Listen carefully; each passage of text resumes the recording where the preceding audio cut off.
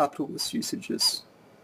It is a way of representing, conveying, or highlighting the ideal model physical body of a particular sex.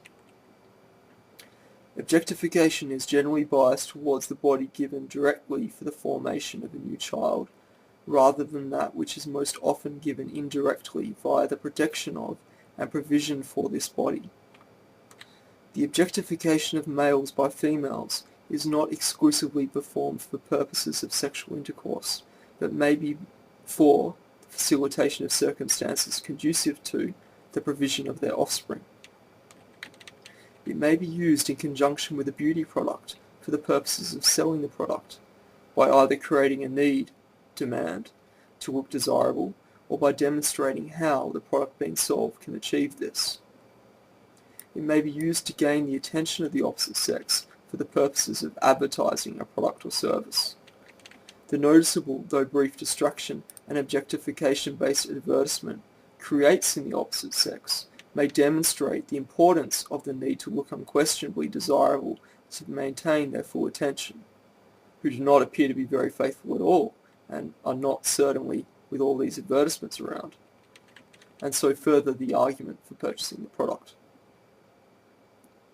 It creates obsession in relationships where people are afraid of another cheating on them. It makes us feel bad when we are seen not to be able to be objectified, and the capacity for which demonstrates our physical worth. Therefore, our subjective worth, proprietary. The challenge to prove that one is physically capable of being objectified feeds the fashion and social market, and the rich in general, which profit by propagating the false belief that one must modify their appearance, both regularly and uniquely, to demonstrate our worth, while being maintained by peer pressure. It relies upon the false belief that one's capacity to modify their appearance is a demonstration of their physical worth, which is a false extrapolation of the relationship between dominance and attractiveness in males. It makes us feel bad when we are not able to gain an object, the capacity for which demonstrates our physical worth, and therefore our subjective worth, temperance. The challenge to prove that one is physically capable of obtaining an objectified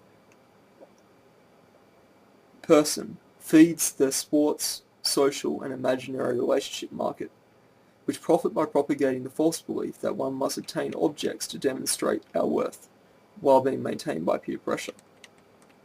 It provides more attractive or intelligent individuals with a mechanism to profit from those who are less attractive or intelligent, thereby compensating for those physical injustices caused by their social structure. It provides individuals with a mechanism to provide for persons they are responsible for.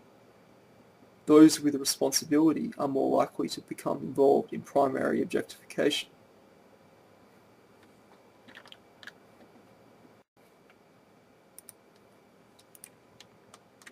Tolerance of objectification supports a number of industries, the promoters and manufacturers of products and services involving objectification of human beings, those which benefit from the cycles of attraction stimulated by its tolerance, including apparent self-objectification, and those in direct or indirect opposition to it, often trying to compensate for or make sense of an objectification-tolerant reality, e.g. movies, networking, sport, movies, etc.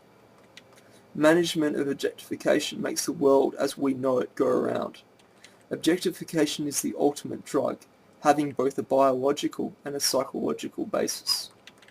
It increases the attractiveness of products and services which allow one to objectify oneself, e.g. sensual enhancements, relevant lingerie, etc. It increases the attractiveness of products and services which value the subjectivity of others, disability, social services, etc. Makes acting, drama, more attractive, which highlights simultaneously both the capacity and value of subjective reality. It increases the attractiveness of products and services which value the subjectivity of oneself, e.g. fashion, contemporary music, child, television, advertisements, marketing, labeling, food, etc. It increases the attractiveness of music which emphasizes the value of the subjectivity of oneself by rhyme, rhythm, lyrics, etc., pop, jazz, rap, etc. Contemporary music can be used to create the illusion that one has a subject, to compensate for an experience of objectification, illusion of having an object.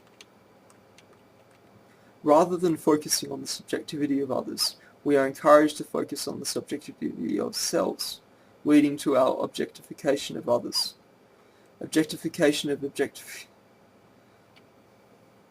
Tolerance of objectification makes people self-absorbed rather than being outward-looking.